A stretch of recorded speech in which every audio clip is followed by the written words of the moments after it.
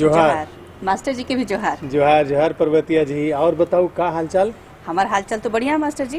और अपन समाचार सुनाओ और खेती बाड़ी से जुड़ल नया नया समाचार मन के सुनाओ। अरे भाई हमारा हालचाल भी ठीक है और खेती बाड़ी का सवाल जहाँ तक है, आप अगर इसको जानना चाहती हैं तो हमें देखना पड़ेगा कृषि समाचार। और देखिए हमारे दर्शक भी समाचार देखने के लिए बेताब हो गए हैं, तो आपका भी कार्यक्रम में बहुत बहुत स्वागत करते हुए सबसे पहले देखते हैं कृषि समाचार।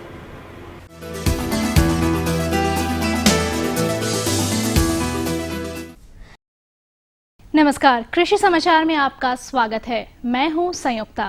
आइए देखते हैं आज कृषि समाचार में क्या है खास। फसल नुकसान की भरपाई करता है वैकल्पिक फसल योजना। मल्चिंग विधि के हैं बहुत फायदे। गेहूं और धान की कटाई सुविधाजनक तरीके से करता है वर्टिकल कन्वेयर रिपर। ऐसा हमेशा देखा गया है कि कृषकों के फसल लगाने के बाद प्राकृतिक आपदाओं सहित अन्य कारणों के कारण जितना उत्पादन होना चाहिए था उतना नहीं हुआ। ऐसी परिस्थितियों में होने वाले नुकसान की भरपाई के लिए चलाई जा रही है वैकल्पिक फसल योजना। हमारे राज्य में ज्यादातर किसान मौसम के अनुरूप खेती करते हैं।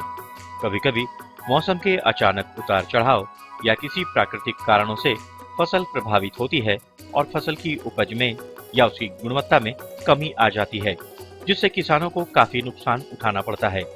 किसानों को इस नुकसान से राहत दिलाने के लिए सरकार द्वारा चलाई जाती है वैकल्पिक फसल योजना। ऐसी स्थिति से प्रभावित किसान इस योजना का लाभ उठा सकते हैं। मिट्टी के साथ नमी का संरक्षण अच्छी खेतीबाड़ी के लिए बहुत जरूरी है। कुछ बातों पर ध्यान देने से मिट्टी और नमी संरक्षित की जा सकती है।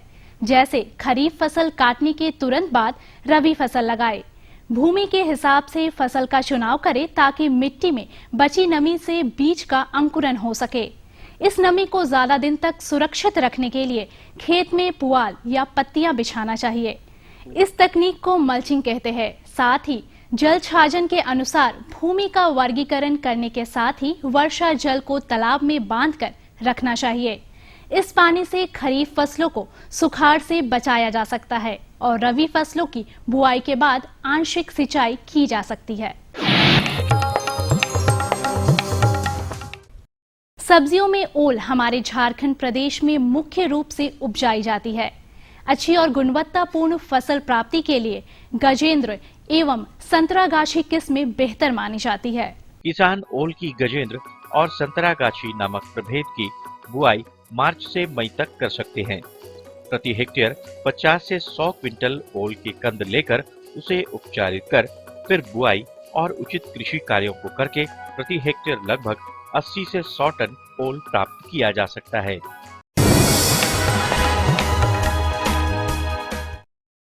ऑयस्टर मशरूम उत्पादन के दौरान उसमें काले रंग का बीटल नामक कीड़ा लगने की संभावना रहती है। इस कीड़े के लग जाने से उत्पादन पर बुरा प्रभाव पड़ता है। कुछ उपायों को करके इस कीट का नियंत्रण किया जा सकता है। ऑयस्टर मशरूम में बीटल कीट के लगने से मशरूम की गुणवत्ता और उपज दोनों प्रभावित होती है। इस कीट के रोकथाम के लिए मशरूम गृह की अच्छी तरह साफ सफाई करके फॉर्मलिन के घोल का छिड़काव करना चाहिए। साथ ही मशरूम गृह के चारों तरफ सफाई करके ब्लीचिंग पाउडर का छिड़काव करें। साथ ही फॉर्मलिन से भीगा बोरा कमरे के बाहर रखें और उसमें पैरों को पोंछकर अंदर प्रवेश करें ताकि बाहर का संक्रमण अंदर न जा सके। इस प्रकार बीटल कीटों के प्रकोप से ऑयस्टर मशरूम की फसल को बचाया जा सकता है।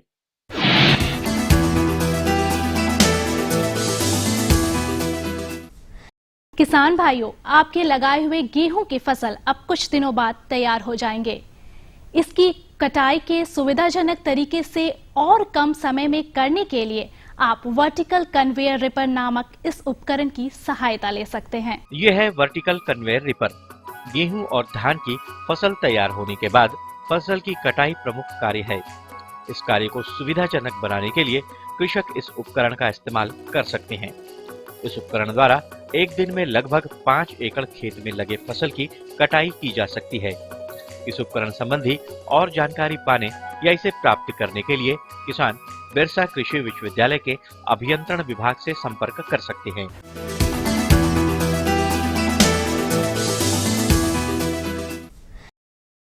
कृषि समाचार में अब बारी है कृषि जगत के एक सफल व्यक्तित्व से मिलने की।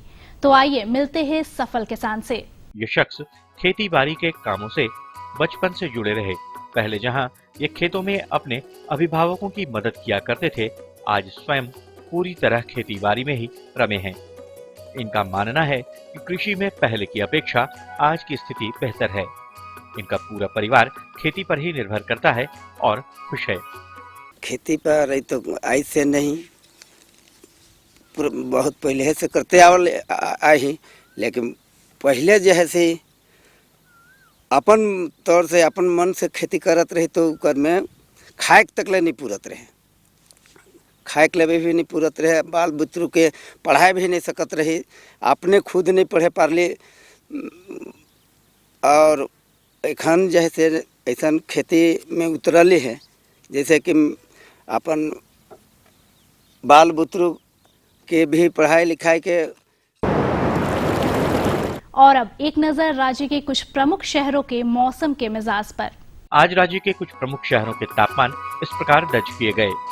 रांची अधिकतम 27 डिग्री सेल्सियस और न्यूनतम 12 डिग्री सेल्सियस।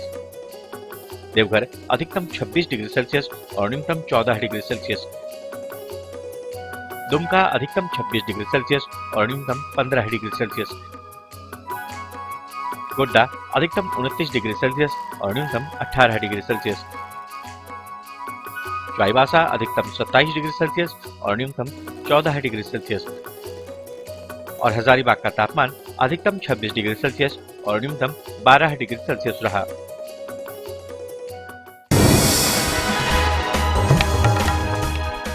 और अब मंडी भाव में आइए नजर डालते हैं अनाजों के भाव पर। खाद्यान्न मंडियों के बारे में बाजार के जानकारों का मानना है कि सप्ताह में आवक और बिकवाली सामान्य रही तो खाद्यान्नों के भाव में कुछ खास फर्क देखने को नहीं मिलेगा। हालांकि अद्यतन जानकारी के मुताबिक पिछले दिनों आलू की आवक में कमी की वजह से कीमतों में थोड़ी तेजी आई है।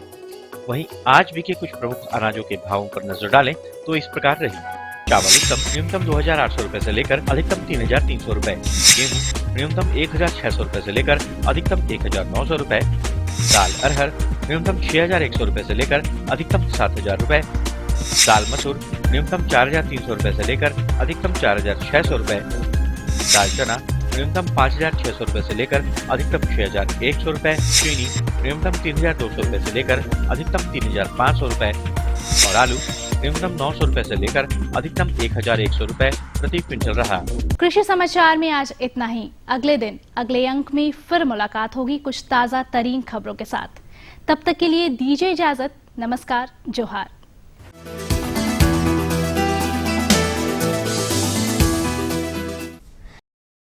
तो मास्टर जी खेती बाड़ी कर जे नया नया समाचार रह सके तो राउर सुनाए देली और जे छोट मोट हमरे कर समस्या है सेकर समाधान भी राउर से तो जानिए ले बिल्कुल बिल्कुल भाई। इन समस्याओं के लिए किसान भाइयों से बातें करने के लिए तो हम कृषि दर्शन का अंक लेकर हाजिर हुए हैं, है ना। बाकी हमके विचार की जानकारी राउर और जे देर देवे वाले है सेकर से पहले को विराम ले लेवल चाहिए। हाँ जरूर जरूर। तो किसान भाइयों आप बने रहिए हमारे साथ, हम मिलते हैं छोटे से विराम के बाद। ये लो और बताओ। बस। अरे ये क्या भैया जी, बस इतनी सी रासायनिक खाद? किसानी छोड़ रहे हो क्या? किसानी नहीं, नादानी छोड़ रहे हैं। मिट्टी की जांच कराई है।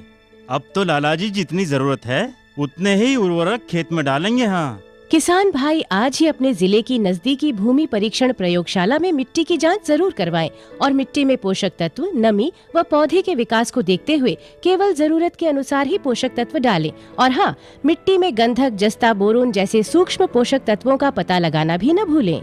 उर्वरक और जैविक खाद के सही उपयोग से भूमि का उपजाऊपन बनाए रखें, उत्पादकता बढ़ाएं, खर्चा घटाएं और बहुमूल्य विदेशी मुद्रा बचाने में भी सहयोग दें। और हाँ, धीमी गति से नाइट्रोजन उपलब्ध कराने वाले उर्वरकों जैसे नीम लेपित यूरिया को प्राथमिकता दें और यूरिया का पत्तों पर छिड़काव करें। अरे वाह, तू तो सचमुच समझदार हो गया रे। अधिक जानकारी के लिए संपर्क करें जिला कृषि अधिकारी या किसान कॉल सेंटर। विराम कर बाद सब देखो ये एक बार फिर से बहुत बहुत स्वागत है। तो मास्टर जी जैसे कि हम कल की जे हमरे का छोट मोट समस्या रहेला सेकर समाधान राउटिन रहेला। नहीं छोटी हो बड़ी हो मंझली हो जैसे भी हो वो समस्या आप बताइए। अच्छा तो ऐसा है मास्टर जी कि हमरे हमेशा बात करेला कि कम जगह में कैसे बेसी बढ़िया खेती करके फायदा उठाल जाए, है नी। तो रौरे बढ़िया बीज बताइला, बढ़िया उन्नत तरह कर सब जे हमरे खेती कर सकेला से बारे बताइला। तो आज हम जाने खोजत रही कि घरे माने हमरे अपन सुविधा से कोनो खाद अगर बनाए पार बोले ओकरो समाधान हुई जी। हाँ भाई, ऐसे कई खाद हैं और अगर खेती बाड़ी के लिए खाद की जरूरत है तो अभी सबसे बढ़िया तरीका है कि आप वर्मी कंपोस्ट बनाएं।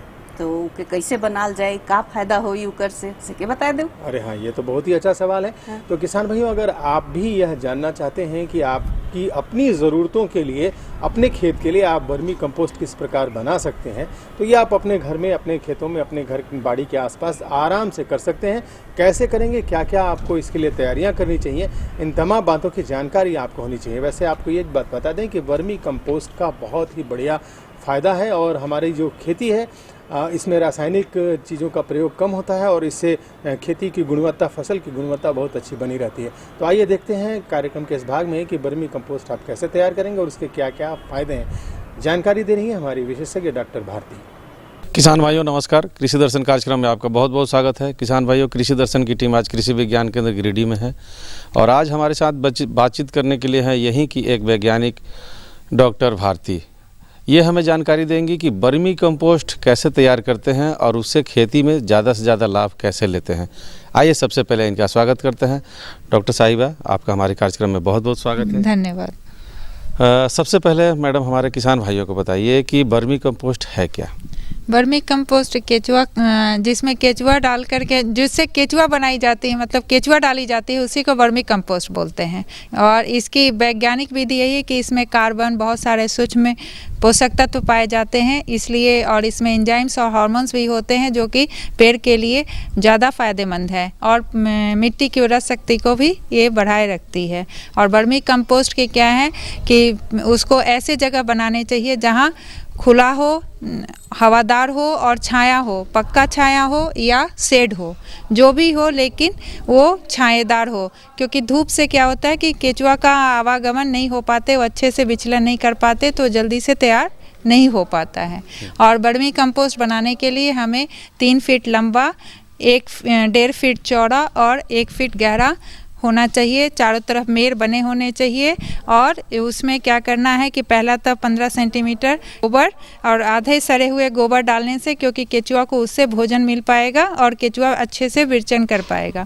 दूसरा है कि उसके बाद से रसोई के जो अवशिष्ट हैं, उसमें जो साग सब्जी के जो पदार्थ निकले हैं, उनको भी हम इस्तेमाल कर सकते हैं। तीसरा है कि मल, गाय मतलब गौ का, इसका मल मूत्र, गोबर सारे का हम उपयोग कर सकते हैं।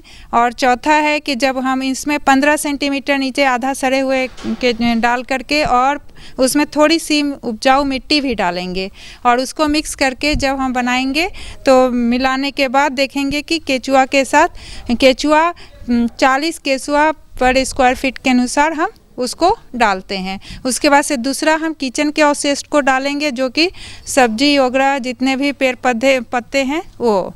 तीसरा हम डालेंगे ऊपर से गोबर, और गोबर से डालने के बाद हम बोरा से ढक देंगे और बीच बीच में हर लेयर के बाद हम सतह के बाद पानी का छिड़काव करेंगे। और पानी का छिड़काव करने से ये फ़ायदा है कि केचुआ में नमी बनी रहेगी। इसमें इसके जांचने के लिए है कि 60 से 70% उसमें नमी बनी होनी चाहिए और इस तरह से केचुआ का विरचन होना पाएगा। और जूट से ढके रहने से उसमें क्या है कि हवा भी कम लगेगी और उसमें नमी बनी रहेगी, जिससे उसको पोषक तत्व केचुआ को मिलता रहेगा आवश्यक। और जब ये तैयार हो जाते हैं 50 से 60 दिनों में, 50 से 60 दिन में जब तैयार होते हैं तो इसको एक चलनी से अलग केचुआ करके चाली जाती है। चालने के बाद इसमें सुखा करके थोड़े से छाया में पॉलीथीन में पैक किया जाता है। और शुद्ध केचुआ की पहचान होती है कि अगर आप हाथ में ले रहे हैं तो वो चाय के जैसे रवेदार हो और हाथ में उसका कोई अंश ना रह जाए।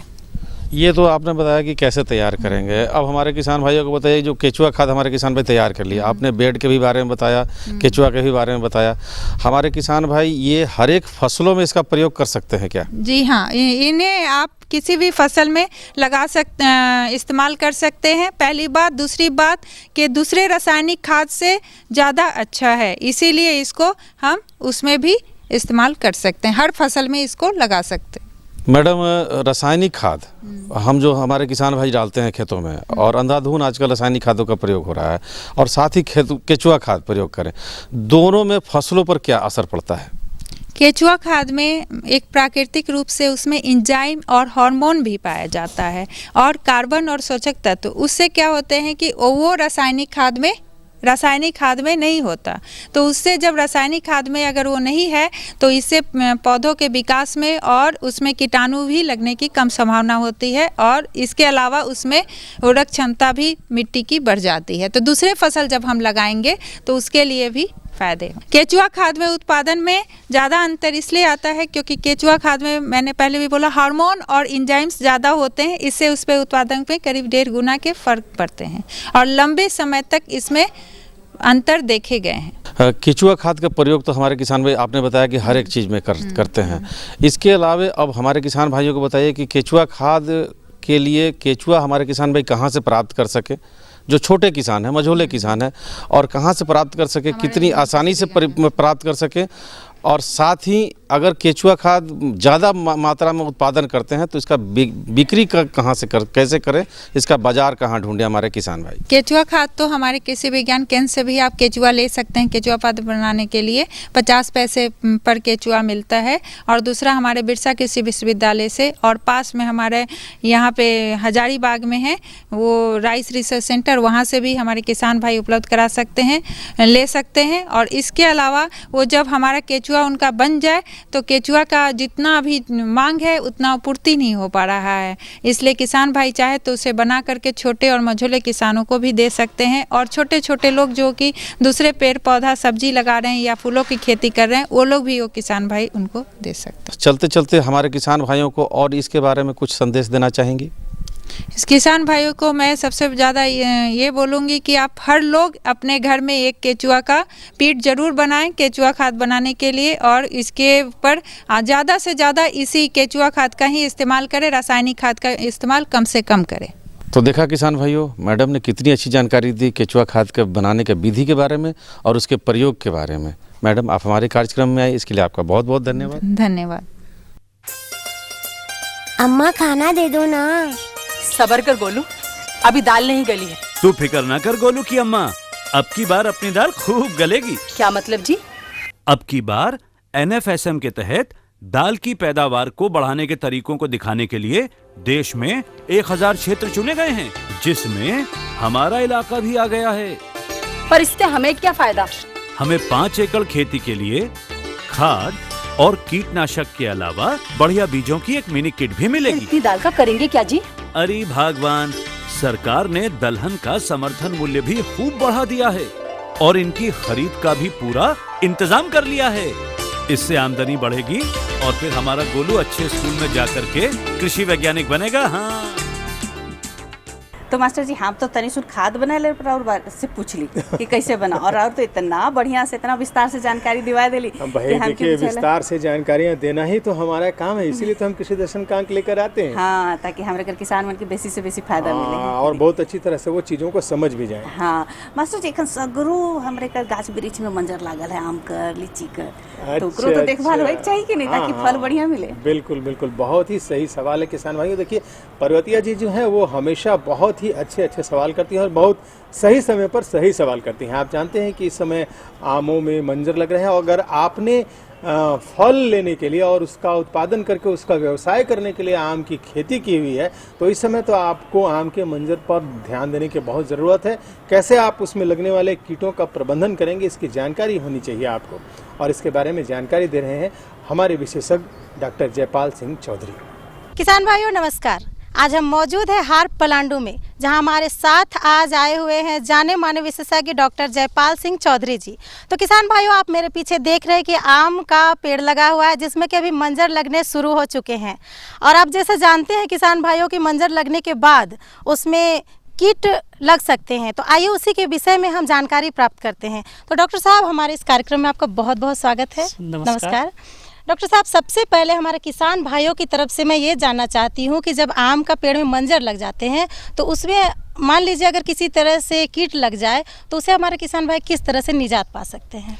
देखिए, आपने जैसे पूछा है कि आम में मंजर लगता है, जैसे ही मंजर लगता है उसमें कीट एवं बीमारी दोनों तरह से बहुत बड़ी प्रॉब्लम है जिसके बारे में किसान समझ नहीं पाते हैं। तो पहले मैं आपको यही बताना चाहूँगा कि कौन कौन सी कीट एवं बीमारियाँ जो मंजर आते ही लगना शुरू होते हैं और उसमें बहुत ज़्यादा आपका जो फूल का झड़ना होता है वो होता है, और उसके साथ में अगर फल लग भी जाता है तो वो भी झड़ जाता है। जैसे ही आपका मंजर खुलता है तो उसमें हम देखते हैं कि कुछ शहद जैसा चिपचिपा पदार्थ निकलने लगता है, जिसको आप आम भाषा में मधुआ कीड़ा बोलते हैं।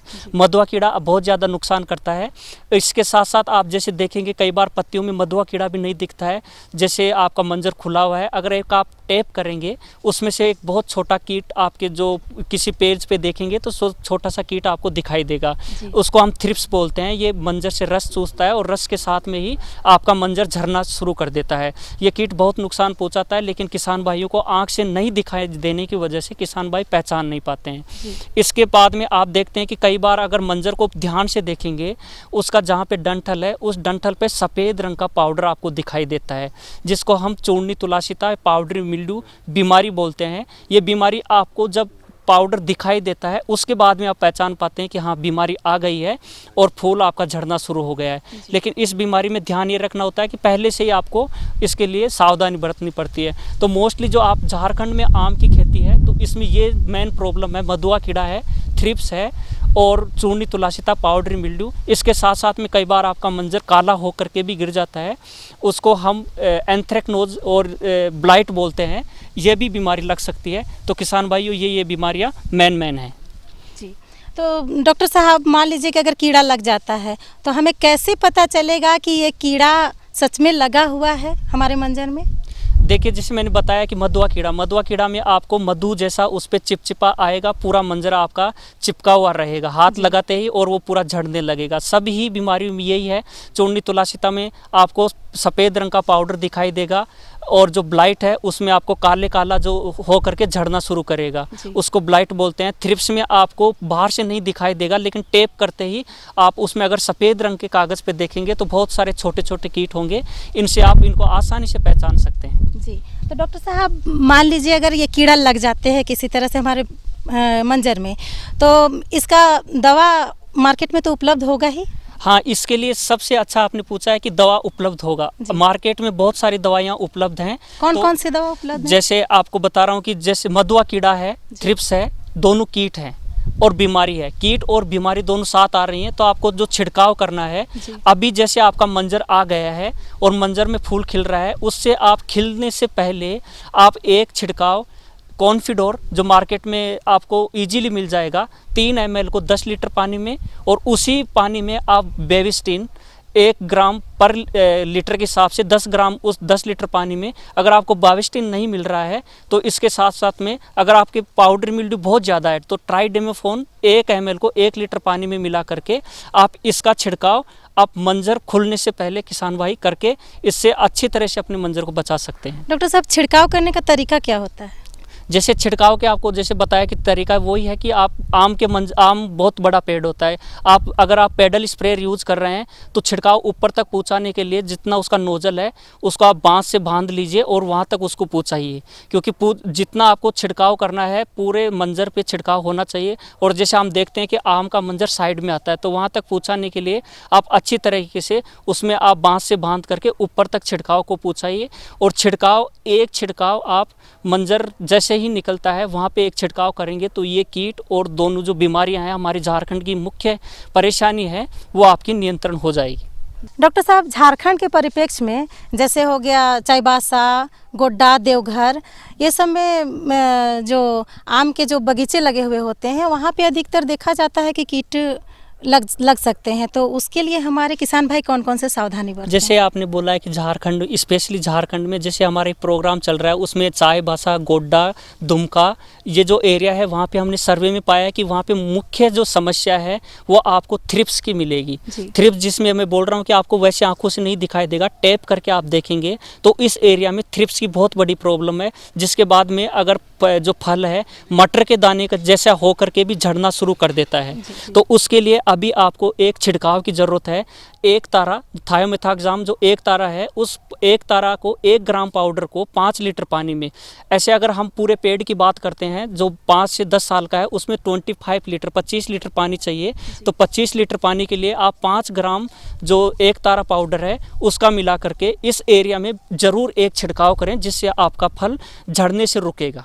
डॉक्टर साहब, जैसा अभी आपने बताया कि चाईबासा, गोड्डा, धनबाद जो भी है वहाँ पे हमारे किसान भाई जो आम का बगीचा लगाए हुए हैं, जहाँ पे कि अभी आपने बताया कि कीट लग जाते हैं, तो डॉक्टर साहब उसमें तो सावधानी आपने बता दी है, लेकिन जैसे कि हमारे किसान भाई इसमें और भी क्या सावधानी बरते, जैसे कि ये दवा छिड़काव करते समय जिसमें कि जो ये मंजर है उसमें वो झड़े ना? जैसे आपने बहुत अच्छा सवाल पूछा है कि जैसे मैंने बताया कि थ्रिप्स की वजह से आपका फल मटर के दाने से लेकर के जैसे ही आपका नींबू साइज का होता है वहाँ तक झड़ता है, तो मैंने उसके लिए आपको छिड़काव बताया। लेकिन इसके साथ साथ किसान भाई ये भी ध्यान रखें कि जैसे ही आपका मंजर आ रहा है उसके बाद से आप 15 से 20 दिन के अंतराल पे सिंचाई करना शुरू कर दें, क्योंकि सिंचाई से आपका जो फल है वो झड़ना, जैसे सिंचाई की कमी से फल झड़ना शुरू कर देता है। अगर आपको ये है, अगर आपका फल फ्रूट सेट हो गया है, फल लग गया है, मटर के दाने से ज़्यादा हो गया है, तो उसमें आप प्लेनोफिक्स करके एक दवा आती है उसका छिड़काव भी कर सकते हैं, क्योंकि उस छिड़काव से आपका जो फल है उसकी साइज बढ़ती है और झड़ना रुकता है। प्लानोफिक्स 1 ml को 5 लीटर पानी में मिला करके उसका छिड़काव करें।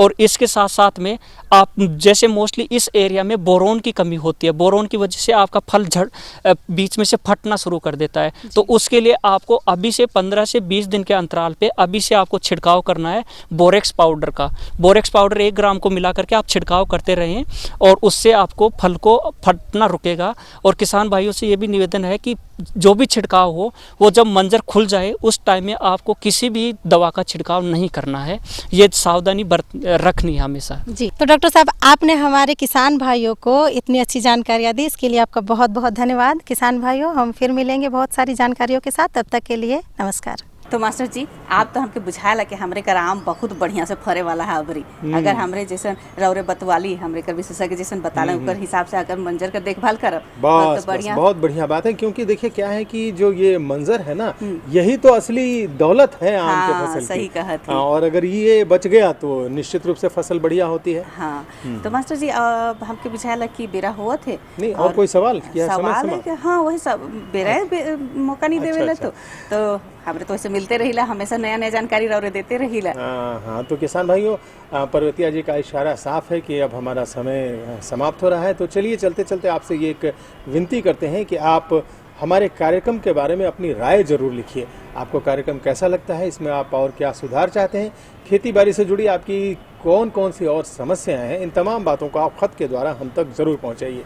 और खत लिखने के लिए हमारा पता है कार्यक्रम कृषि दर्शन, कृषि प्रकोष्ठ, द्वारा केंद्र निदेशक, दूरदर्शन केंद्र, रातू रोड, रांची, पिन संख्या 834001।